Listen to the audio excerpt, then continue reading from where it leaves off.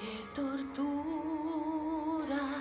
es la mía por nacer aquí. ¿Qué sería de mi vida si no fuese así? Si en lugar de esta desdicha que no tiene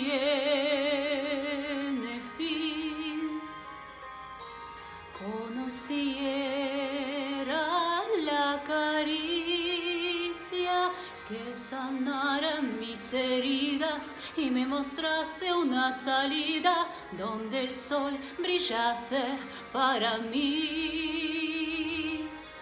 Pido solo una voz que diga